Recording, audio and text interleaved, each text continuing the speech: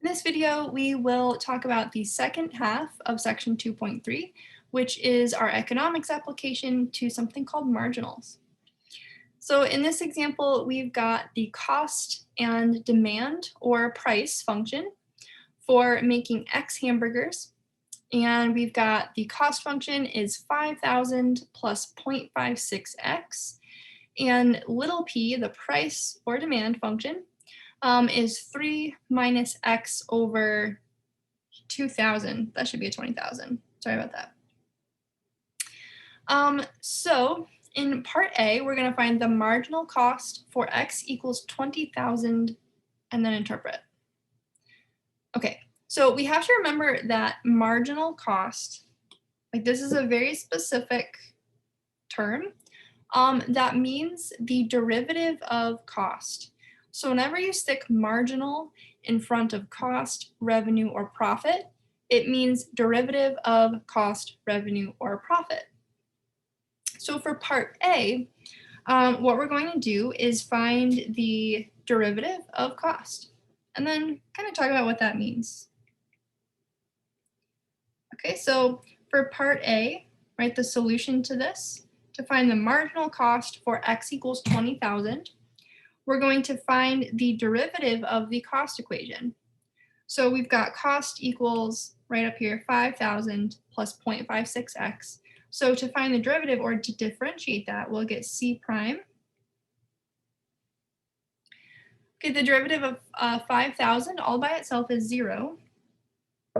Then the derivative of 0.56x, we have 0.56, which is a constant multiple multiplied by x. So we can differentiate that by leaving the constant multiple and multiplying it by the derivative of x, which is 1. So our marginal cost is 0.56. Now we want to plug in 20,000 for x. So in other words, we want to find c prime of 20,000. Well, there's no x's to plug in, right? This function, this marginal cost function, is the same everywhere. So we're just going to get 0.56.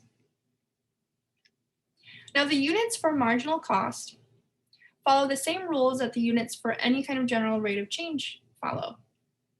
The output for cost is dollars, and the input for cost is, in this case, hamburgers. So what this represents is $0.56 per hamburger. Okay, now what is the meaning of this? Like, we found the marginal cost for for 20,000 hamburgers, which is a lot. Oh my gosh. And it came out to be $0.56 per hamburger. So what this tells us is just like the meaning of slope. Okay, so here's a general thing. So just like slope, the derivative f prime of x in general, in this case we have c prime, at an x value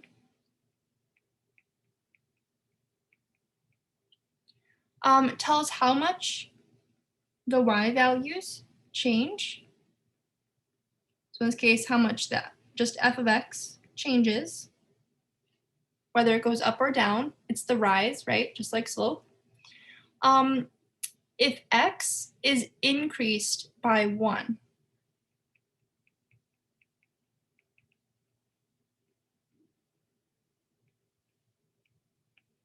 so like in this case, well, sorry, let's talk about slope for a sec. So you go over 1, right? And then you go over 1 in the x, and then you find how much does y change. That's what slope tells us. It's always over 1 up how many. So just like that, the derivative tells us how much the original function's output changes if you increase the input by 1. So this would tell us the change in the cost if we were going to sell one more burger than the 20,000th burger. Okay, so the interpretation to this is going to be that the 20,001st burger costs 56 cents to make. That's what that means. Now in this case, no matter what you plug in, it's going to have a marginal cost of 0.56 because your derivative is constant. And we can see that in the cost function as well, that the 0.56 here represents the variable cost, right? So right away, in your cost functions, the marginal cost is always going to be your variable cost because that fixed cost will go away and it doesn't have any, it's not relevant to the cost it takes to make each burger necessarily. Okay, so for part A, we've got our marginal cost is $0.56 per hamburger. In part B, let's see, we want to find the marginal revenue for 20,000 and interpret. Okay, so again, marginal revenue is going to be the derivative of revenue. So we don't quite have a formula for revenue right now, at least not handed to us. So we just have to do a little bit of work to find it. So let's remember that revenue in general, capital R, is price little p times x. So here we've got our price function of 3 minus x over 20,000. And we're going to multiply that by x. Okay, so we're going to want to take the derivative of this. Always best if you can get rid of products to take the derivative. So let's distribute the x inside.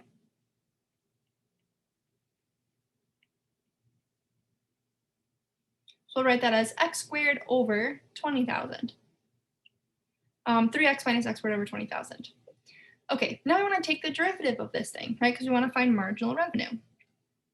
So r prime, okay, when we differentiate 3x, that 3 is a constant multiple times x. So the constant multiple of 3 stays, and we multiply by the derivative of x, which is 1. Okay, now we've got x squared over 20,000. To differentiate that, we might want to view this a little bit differently. Might want to kind of parse out the 1 over 20,000 as a constant multiple that's multiplied by x squared. Because now we can see that the 1 over 20,000 is a constant multiple. It's a fraction, but that's okay. It's just a number that we're going to multiply by the derivative of x squared, which is 2x. Okay, so we'll get 1 over 20,000 times 2x for our derivative of that piece. Now simplifying this, 3 times 1 is 3. We've got 2 over 20,000, so that's 1 over 10,000. And then times x to the first.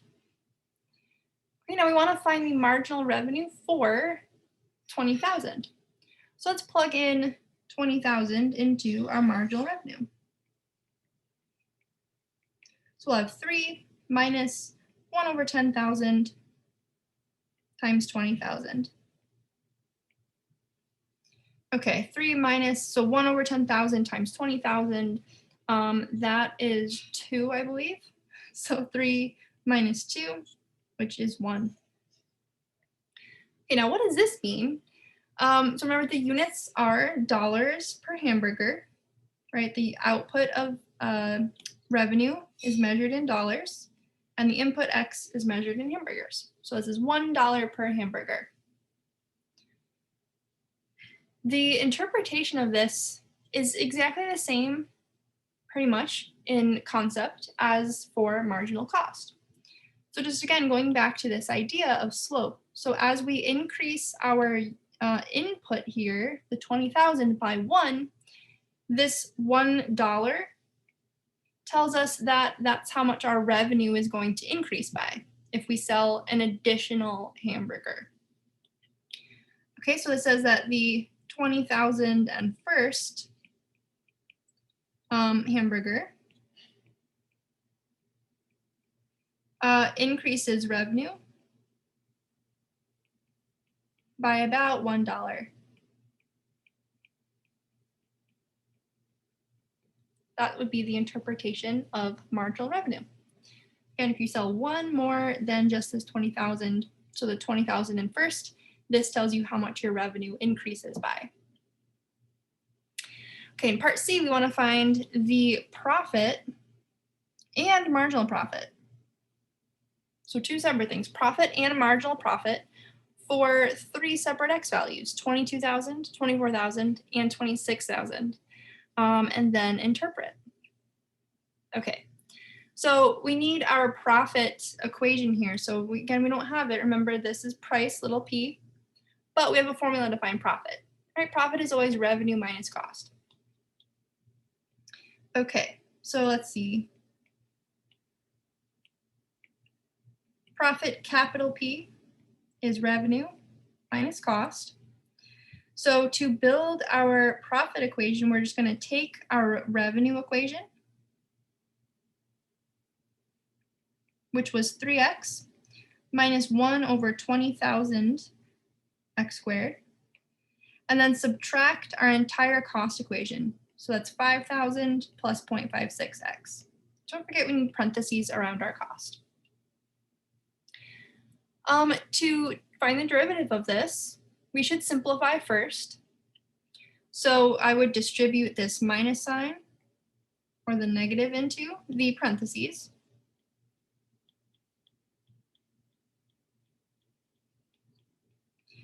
Okay, then we've got minus 5,000 minus 0.56x. We can combine like terms together, the 3x minus 0.56x.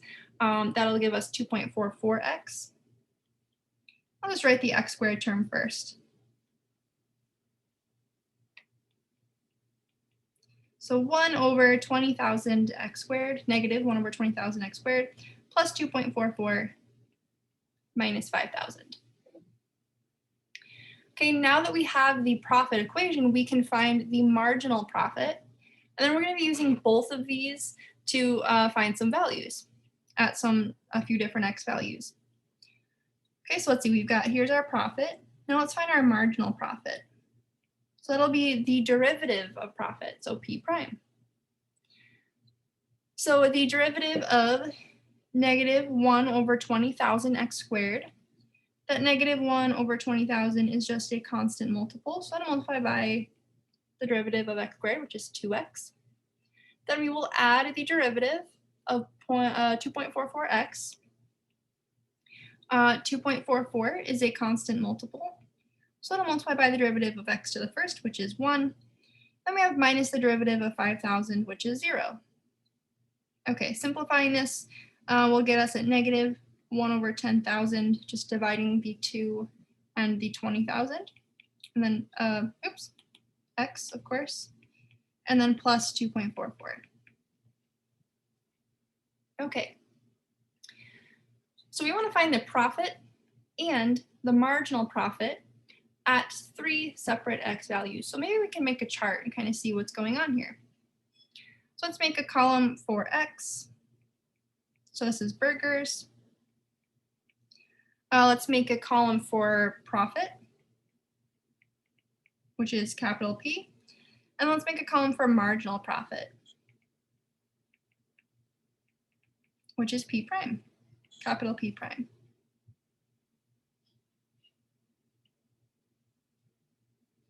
All right, so you might want to grab a calculator. We are going to need to be plugging some things in to the calculator into our different functions. So the first number that we have is 22,000. So we want to plug in 22,000 to find the actual profit made when 22,000 hamburgers are sold. So let's put this into the profit equation. So it's going to go in here for x and in here for x. When you calculate all that, and I trust that you can do this in your calculator, and I'm pretty sure that these are correct. I checked them a couple times, but I make some mistakes too.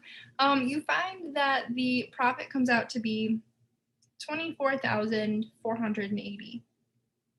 And this is just dollars, right? This is just the straight profit. How much money do they profit? $24,480. That's a lot. Okay, let's find the marginal profit for this x value as well. So now we're going to take this 22,000 and plug it into the x value over here in the derivative of the profit. When you do that, you should get 0.24.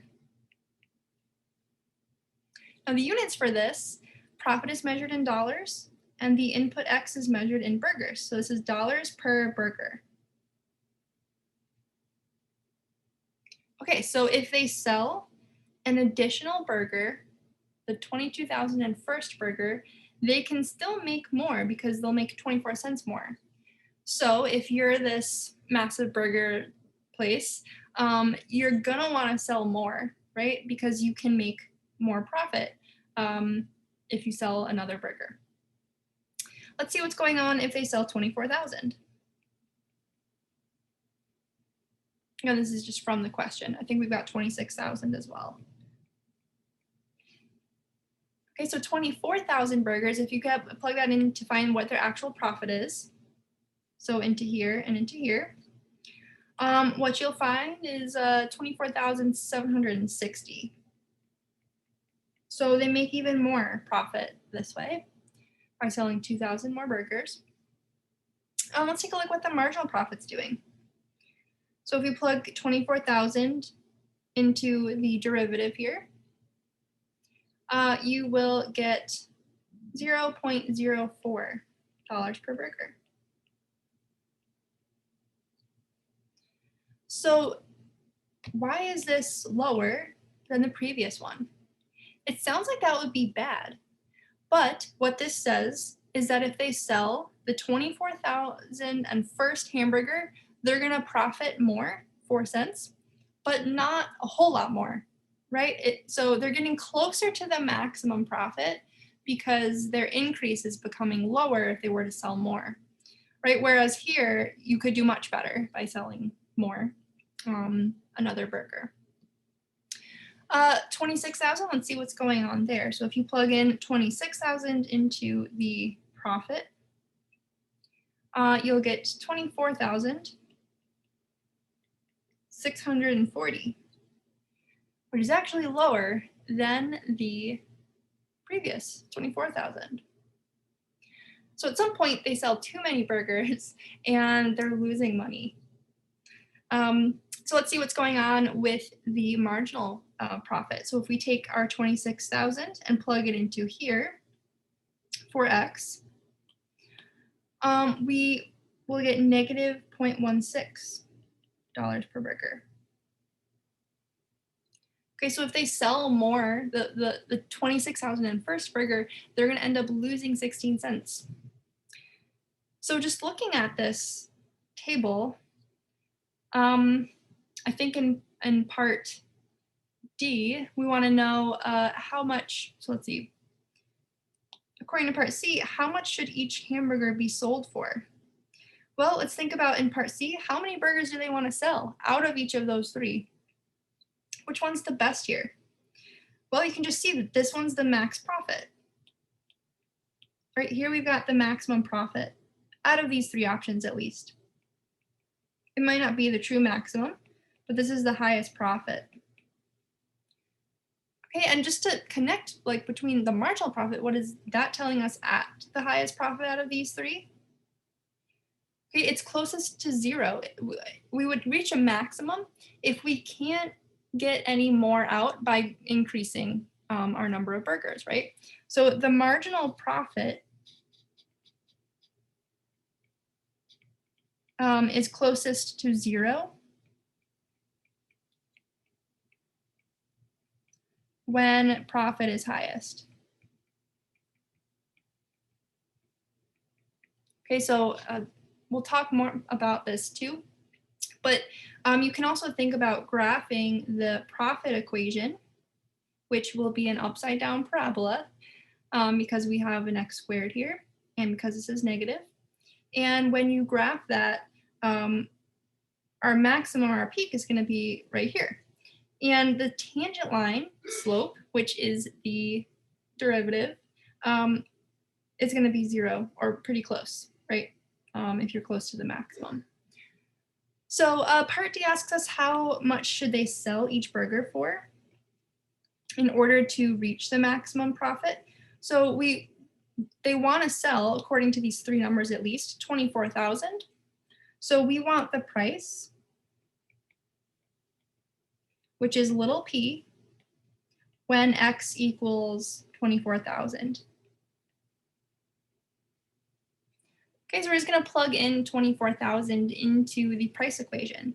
So from the very beginning, our price equation was 3 minus x over 20,000. So we plug in 24,000 into here for x. Let's see, we calculate this out. I think we'll get $1.80. Those are super cheap. Super cheap hamburgers. They should charge $1.80 per burger if they want to aim to sell 24,000. Okay, so this is the end for now of our discussion on velocity and marginals. I got some practice problems for you, which I would normally do as group work in an in-person class that I'd highly encourage you to work on. So if you look in Blackboard under extra problems, there is a worksheet with answers, not the worked out solutions, but just answers that you can check your work with. There's several word problems, and I'd really suggest that you take the time to practice this.